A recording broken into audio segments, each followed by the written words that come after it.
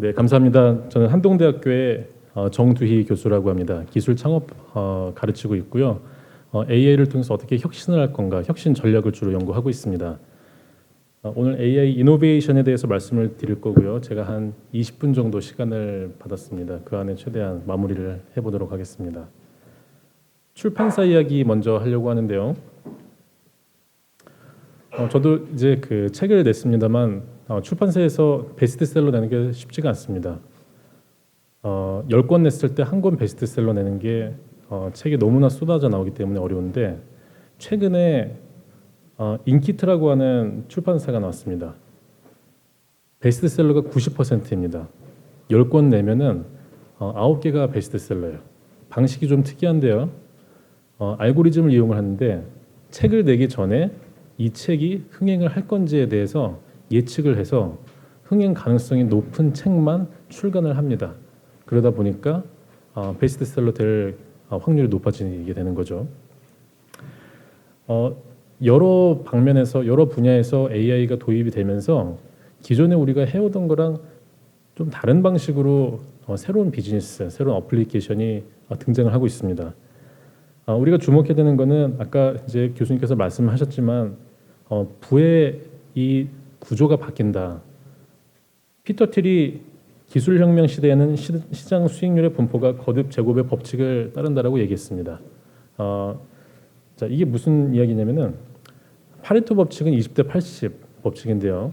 전 세계 부의 80%를 20%의 소수가 거머쥔다라는 게 파레토 법칙인데 거듭 제곱의 법칙은 이거보다 좀 더 심해진다 그렇게 볼 수 있습니다. 근데 이게 우리에게 시사하는 게 뭐냐면은 첫째로는 시장에 있는 부가 소수 기업에게 쏠린다. 둘째, 그 소수 기업이 갖게 되는 부의 사이즈가 과거에 이 소수가 가지고 있었던 부의 사이즈보다 더 커진다.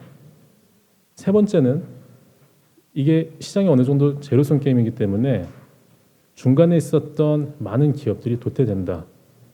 자, 그럼 우리가 여기서 던져야 될 질문은 뭐냐면요. 과연 그 소수는 누가 될 것인가입니다.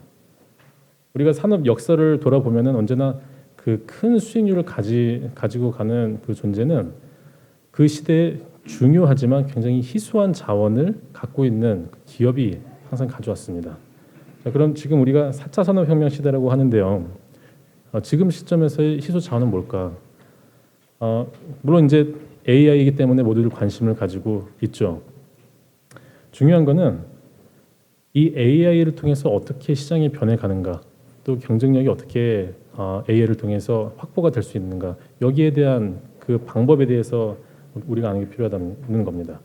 자, AI를 통해서 과거에 비해서 정말로 말도 안 되게 편리하거나 성능이 정말 월등하게 좋거나 혹은 굉장히 사람들에게 유용한 그런 제품이 이제 계속 나올 겁니다. 그러면 사람들이 기존에 사던 것을 안 사고 그걸 사게 되면서 시장 구조가 점점 재편이 되는 것입니다. 그 AI에 대한 기대가 굉장히 많습니다. MIT에서 조사를 했는데요. 전 세계 경영자들한테 물어보니까 75%는 인공지능이 새로운 비즈니스 기회를 창출할 것이다. 85%는요. 인공지능이 회사의 경쟁 우위를 향상시킬 것이다. AI로 인해서 비즈니스의 고도화가 이루어질 것이다. 굉장히 기대를 많이 하고 있습니다. 자, 현실은 어떨까요? AI를 전반적으로 도입을 한 기업은 전 세계적으로 5%에 지나지 않습니다. 50%가 넘는 기업들은 도입을 하지 않았거나 도입하는데 실패한 미도입 기업입니다. 우리나라의 경우는 어떨까요? 이건 제가 직접 조사를 한 건데요. 인공지능 기술 도입을 준비하고 있는 기업은 16%에 그치고 있고요. 실제 업무에 활용하고 있는 기업은 12.5%입니다. AI를 도입한 기업들을 살펴봤는데 AI가 반영이 된 제품과 서비스를 통해서 캐시플로우를 창출하고 있는 그런 사례는 사실상 거의 전무하다고 볼 수가 있습니다. 자, 문제가 뭘까? 시류에 편승한 게 굉장히 크다는 겁니다. AI가 굉장히 중요하고 강조가 되다 보니까 또 업계에서 AI를 도입을 한 그런 사례들이 계속 나오다 보니까 우리도 뭔가 해야 되겠다. 프로젝트를 시작을 하게 되는 겁니다. 좀 나중에 설명드리겠지만 AI는 포괄적인 도입이 되지 않으면은 작동을 하지 않게 됩니다. 시스템 하나를 들여서 턴온 하면은 뭔가 깜짝 바뀌는 게 아니라 AI가 조직에 들어와서 효과를 일으키기 위해서는요, 조직에 전반적으로 내재화가 돼야 되는데 그게 쉽지 않다는 거죠. 그러지 않다 보니까 AI가 작동을 안 하는 거예요. 도입을 해서 뭔가 프로젝트를 했지만 사실상 경제적으로 뭔가 밸류가 일어나지 않는다는 거예요. 자, 결과는 어떻게 될까요? 맥킨지에서 조사를 했는데요. AI를 성공적으로 도입한 기업은 2030년이 되면은 현금 흐름상에서 122%의 추가적인 창출을 일으킬 것으로 예상을 하고 있습니다. 여기에 해당되는 기업은 전 세계적으로 10%에 해당될 걸로 예상을 하고 있고요. 전체에서 60% 정도 되는 기업들은 AI 도입에 실패하거나 도입을 하지 않은 미도입 기업이 될 텐데 그 기업들은 2030년이 되면은 현금 흐름상에서 23%의 감소를 겪게 된다고 합니다. 평균적으로 이렇다는 것은 많은 기업들이 도태될 수 있다를 이야기를 하고 있습니다. 자, 온전한 도입이 쉽지 않은 중요한 이유가 뭘까? 관심은 굉장히 뜨겁습니다.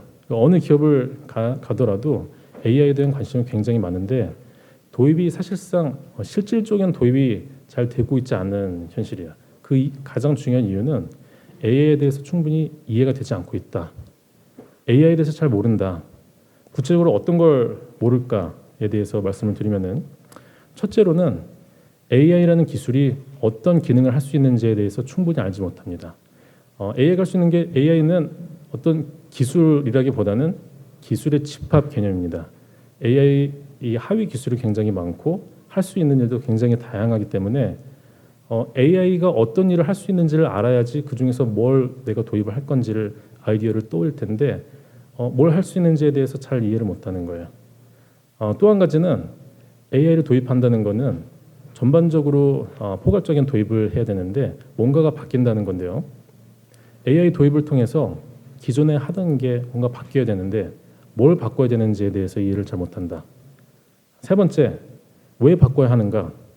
AI를 도입을 하게 되면은 기존에 하던 것에 변화를 가져야 되는데 여기에는 뭔가 희생이 따를 수도 있습니다. 근데 그걸 감수하면서까지 이 새로운 검증되지 않은 혁신을 추진할 필요가 있는가?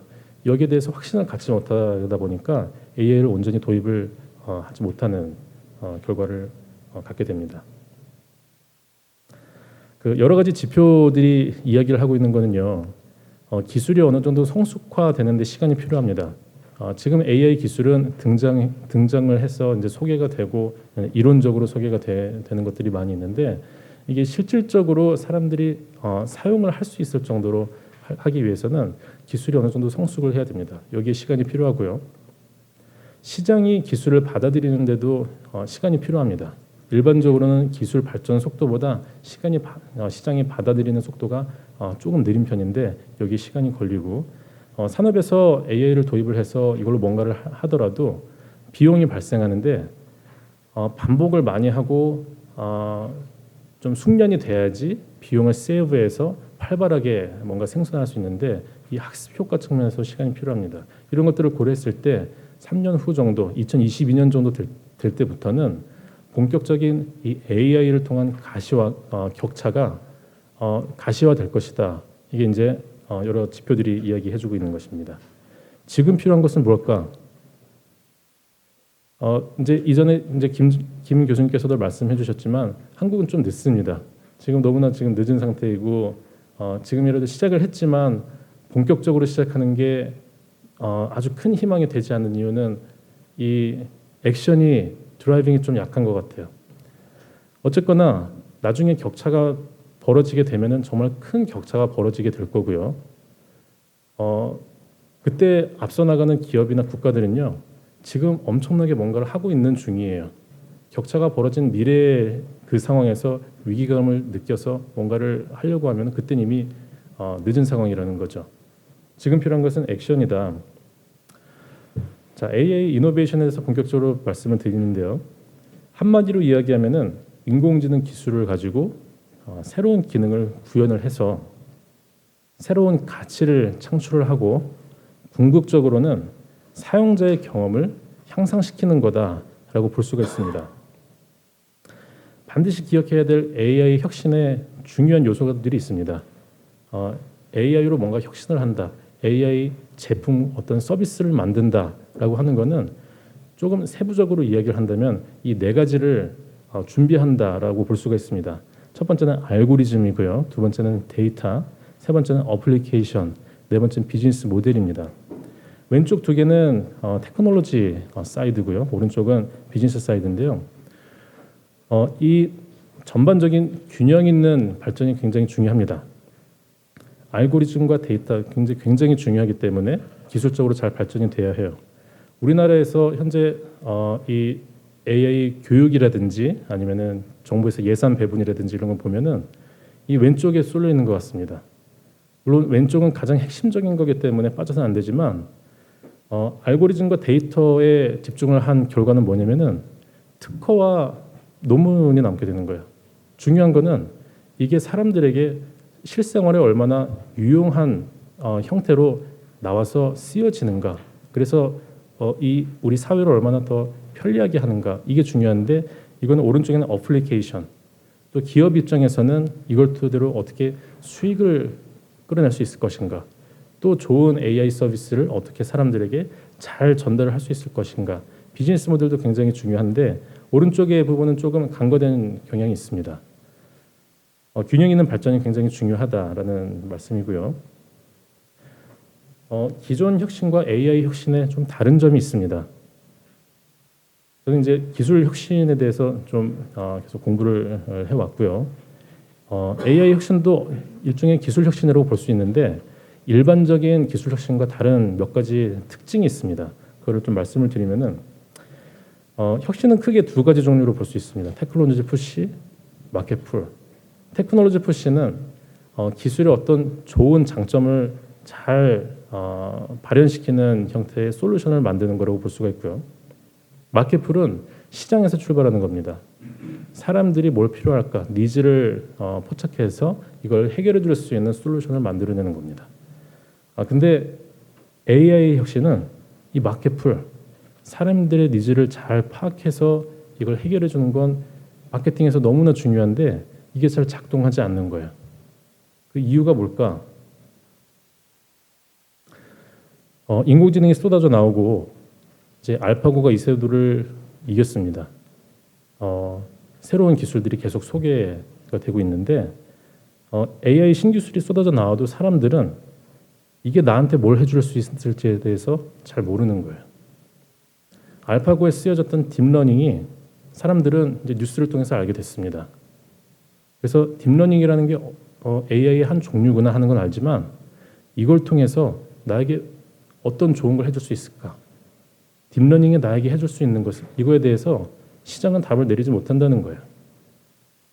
스티브 잡스가 이런 얘기를 했죠. 과거에 이제 마차를 타고 다니던 시절이 있었고 이제 헨리 포드가 자동차의 대중화를 일으켰는데 헨리 포드가 당시 사람들에게 어떤 교통수단을 원하는지 물었다면 마차를 타고 다니던 사람들은 더 빠른 말이라고 했을 것이다. 사람들은 자동차라는 존재에 대해서 몰랐기 때문에 자동차와 관련된 니즈를 사람들은 얘기를 해줄 수가 없었습니다. 지금이 좀 비슷한 상황인 것 같아요.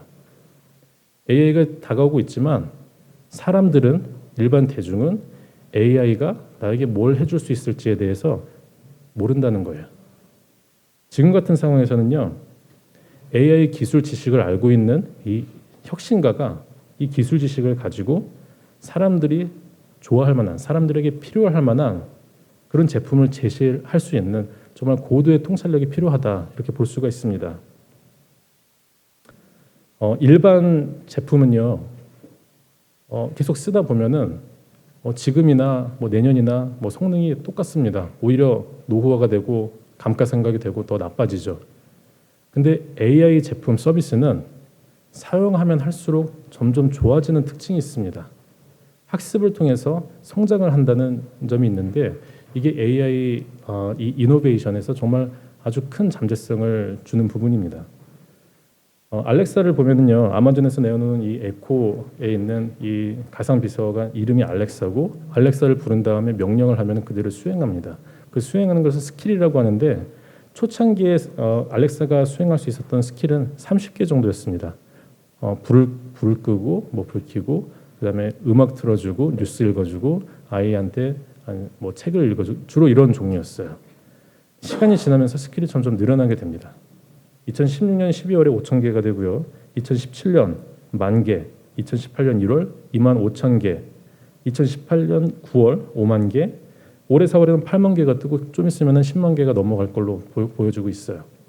물론 이 중에서 상당수는 이제 아마존 개발자들에서 추가되는 게 많이 있지만 이 가상 비서는 사용자가 많아질수록 사용을 많이 할수록 성능이 좋아지는 속성이 있기 때문에 이게 이제 AI 제품의 특성을 보여주는 이 단면입니다. 자, 기하급수적 성장이 굉장히 중요한데 AI의 성장하는 패턴을 보면은 기하급수적 성장을 하는 그런 패턴을 보이는 경우가 많이 있습니다. 기업이 성장하고 어떤 서비스 퀄리티를 높이는 데 있어서 AI의 이 기하급수적 성장이 굉장히 중요한 관련이 있다. 세 번째는요, AI의 용도가 범위가 정해지지 않는다. 이거는 너무나 중요한 것 같습니다. 알파고에 쓰여졌던 이 딥러닝이 바둑에도 사용이 됐고요. 그리고 이제 번역에도 사용이 됐고, 또 제조업, 농업, 미술 분야에서도 이제 활용이 되고 있습니다. 그 말은 뭐냐면은 하나의 이 그 핵심 알고리즘이 활용될 수 있는 범위는 사실상 모든 분야다. 바꿔 말하면은요, 하나의 알고리즘으로 활용하는 것은 상당 부분 개발자의 상상력과 창의성에 의존하는 부분이 있다. 여기 중요한 이유가 있습니다. AI의 역사는 굉장히 오래됐지만 AI가 산업에 들어온 역사는 그렇게 오래되지 않았습니다. 한 기술을 사용하는 것은 사실상 인류 역사상 최초의 일이 거의 대부분이에요. 어떤 분야에서 AI를 도입해서 사용을 하면은 그건 최초입니다. 사용을 해보지 않았기 때문에 사용 방법, 사용 범위에 대해서 가이드라인이 나오지 않았다는 거예요. 처음 사용해보는 사람이 상상력과 창조성에 의해서 이걸 어떻게 사용을 할 것인가 아이디어를 내고 추진하면서 그게 최초가 되는 거거든요. 기술 개발이 굉장히 중요하지만 기술을 어떻게 창의적으로 응용할 것인가가 굉장히 중요하다고 볼 수 있습니다. 더군다나 요즘 굉장히 고도화된 알고리즘들은 아마존이나 뭐 구글이나 MS에서 개발한 알고리즘들이 다 공개가 되고 있어요. 이걸 개발하는 사람도 물론 필요하지만 이미 공개된 이 고도화된 알고리즘들이 정말 너무나 많거든요. 이걸 어떻게 사용할 건가? 또 하나, 내가 필요로 하는 어떤 어플리케이션을 만들기 위해서 필요한 알고리즘이 어디에 있는가? 메이킹보다 파인딩이 중요한 시대라고 볼 수 있습니다. 자, AI 혁신을 하는 과정을 간단히 이야기하면은 이 세 가지 질문에 대해서 답을 내리는 과정이라고 볼 수 있습니다. 첫 번째는 어떤 기능을 쓸 것인가? 두 번째는 어떻게 적용할 것인가? 첫 번째는 what to에 해당된다면 이건 how to에 해당된다고 볼 수 있습니다. 세 번째는 그래서 이게 사용하는 사람들을 뭘 좋아지게 만들 것인가? why에 대한 내용입니다. 첫 번째부터 간단히 설명을 드리겠습니다. 말씀드린 대로 인공지능이 할 수 있는 기능은 정말 굉장히 다양합니다. 하지만 여러 가지 기능 중에서 이 펑셔널한 측면에서 크게 5가지로 요약이 될 수 있습니다. 레코그니션, 인식, 프리딕션, 예측, 오토메이션, 자동화, 컨버세이션, 소통, 제너레이션, 생성. 자, 이 중에서 인식, 레코그니션 먼저 살펴볼 텐데요. AI 인식 혁신은요, 여러분 앞에 놓여 있는 여러 가지 딱딱한 이 물체들에게 인식의 기능을 부여를 하는 겁니다. 그 대상에 따라서 음성을 인식을 할 수도 있고요, 이미지를 인식할 수도 있고, 뭐 안면 인식할 수도 있고, 감정을 인식할 수도 있습니다. 예를 들어서요, 하이미러라고 하는 거울이 있습니다. 거울은 이제 내가 내 얼굴을 보기 위한 거울인데, 내가 이 거울을 보면은 거울도 나를 봅니다. 그래서 나의 피부, 잔주름이라든지 안색, 이런 반점, 이런 분석을 해서 나의 피부 상태가 어떤지, 피부 상태의 패턴을 분석을 해서 지금 나의 피부 건강이 어떤 방향으로 가고 있는지를 알려주고 지침을 알려줍니다. 자, AI 인식 혁신의 가장 중요한 그 핵심 장점은요, 정확도입니다. 이제 앞서서 설명을 이미 해주셨지만 AI가 보여주는 정확도는 사람을 능가합니다. 특히 이제 그 이 암 검진 분야에서는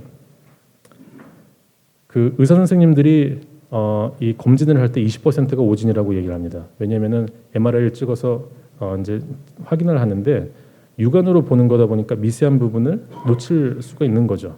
하지만 AI는 놓치지 않는다는 겁니다. 그래서 예를 들면은 대장암 98%, 자궁경부암 100%, 방광암 91%, 췌장암 94%. 이건 이제 2년 전 데이터고요. 시간이 지나면서 정확성이 높아지기 때문에 지금은 더 높아져 있을 겁니다. 굉장히 정확도가 높다. 물론 이제 이거는 이제 여담이지만 데이터의 한계를 AI가 갖고 있기 때문에 데이터가 풍부한 그런 질환에 대해서는 정확도가 높고 희귀질환은 데이터 부족 때문에 정확도가 좀 낮은 특징은 있습니다. 어쨌거나 풍부한 데이터가 있다는 가정하에 정확도가 사람보다 월등히 높다. 그리고 빠르다. 그 인식 혁신의 그 방향은요, 점차 이 맥락을 인식하는 혁신으로 가고 있습니다. 새로운 질문이 들어왔을 때 이게 어떤 상황인지를 이해하고 적절히 대처하는 그런 맥락 혁신이라고 볼 수 있습니다. 나머지 부분은 조금 빠르게 진행을 하도록 하겠습니다. 예측 혁신은 굉장히 중요합니다. 다음에 무슨 일이 일어날 것인지 미리 아는 건데요. 패턴은 이 데이터 학습을 통해서 패턴을 파악을 하고요. 특정 조건이 주어졌을 때 그에 대한 결과를 추론하는 겁니다. 이게 적용될 수 있는 것은 굉장히 많죠. 굉장히 많은데 주목하는 것은 이 맞춤 서비스입니다.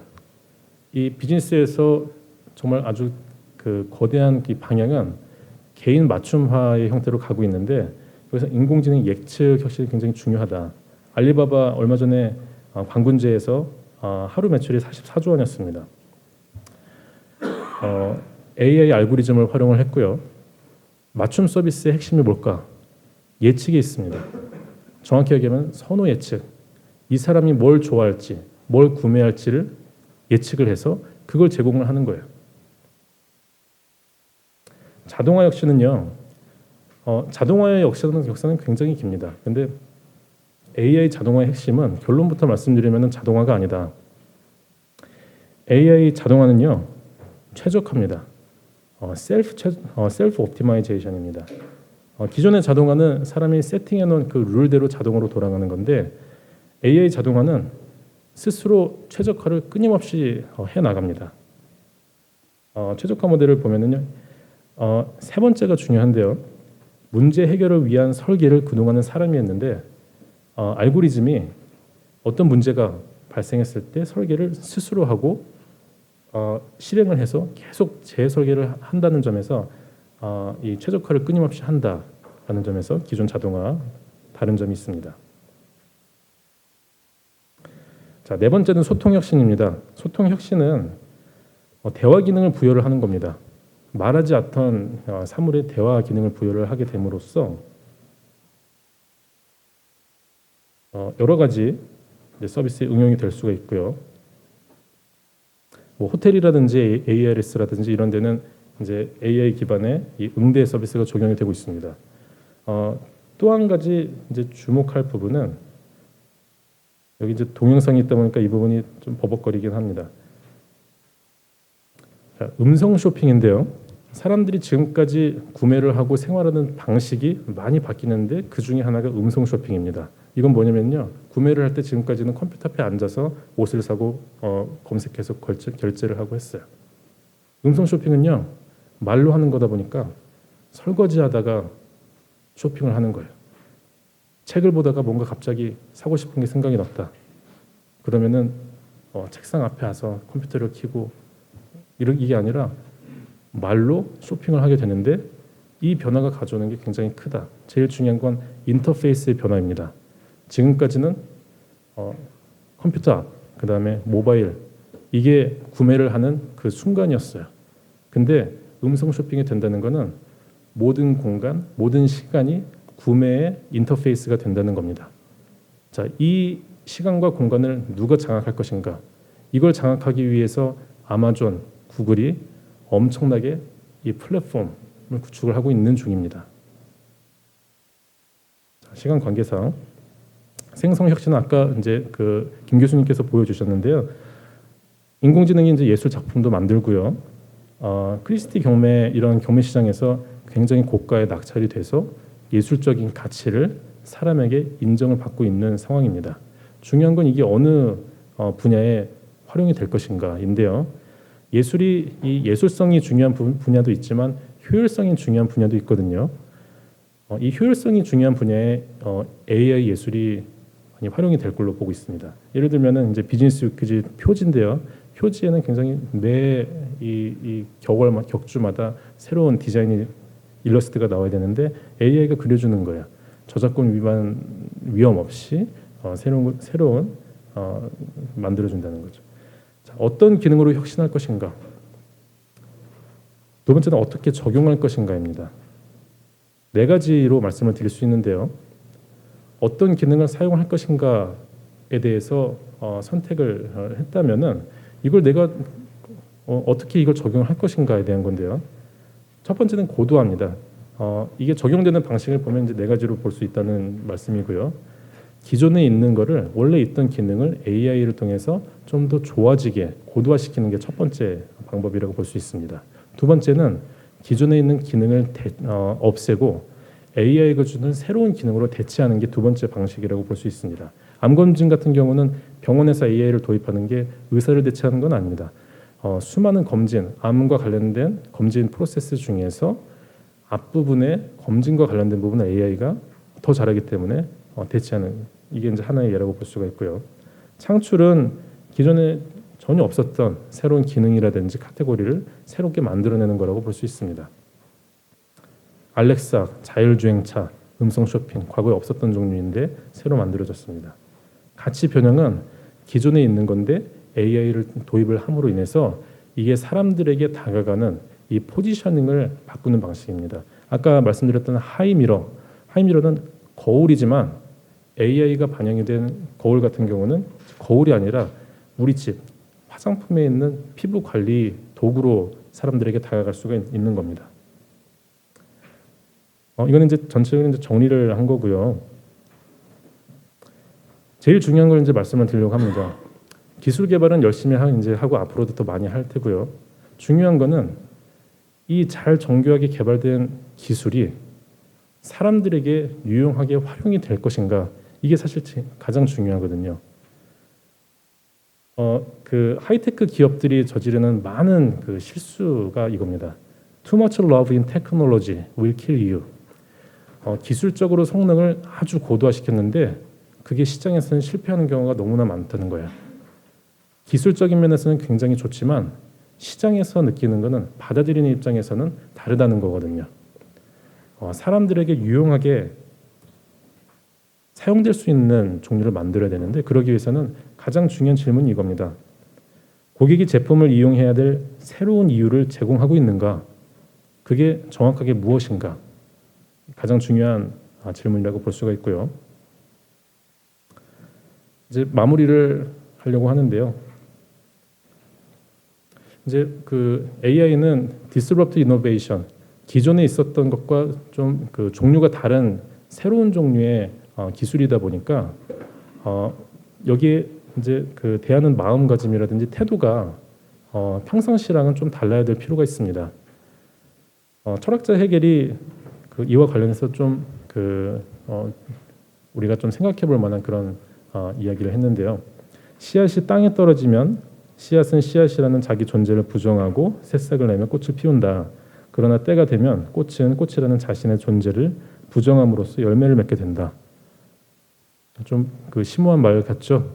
근데 이게 이야기하는 거는요, 자기 부정을 이야기하고 있습니다. 씨앗이 싹이 되려면요, 씨앗이라는 존재가 부정돼야지 싹이 될 수가 있는 거고, 이 싹이라는 존재가 너무 소중해서 그 상태를 유지하려고 하면은 꽃이 될 수가 없습니다. 꽃은 굉장히 아름다운데 열매를 맺기 위해서는 꽃은 떨어져야 하는 겁니다. 그래서 우리가 뭔가 좀 고차원적인 존재로 승화가 되기 위해서는 중요한 전제 조건이 자기 부정이다. 과거의 시대에는 변화가 그렇게 크지 않았기 때문에 변화가 그렇게 필요가 없었습니다. 자기 부정이 필요가 없었어요. 하지만 지금은 세상이 너무나 급격하게 또 많이 바뀌고 있습니다. 이 상황에서는 가만히 있는 것 자체가 5년 후에는 도태를 의미하고 있는데, 세상 변화에 맞춰서 바꾸는 데 있어서 중요한 전제 조건은 자기 부정이라는 겁니다. 현재 내가 붙잡고 있는 거를 놓는 게 필요하다는 겁니다. 여기 맨 위에 있는 말이 이제 이제 마무리를 하려고 하는 말인데요. disrupt or disrupted. 스스로 파괴하지 않으면 세상의 변화에 의해서 파괴된다. 이 말씀으로 오늘 제 이 강연을 마치도록 하겠습니다. 감사합니다.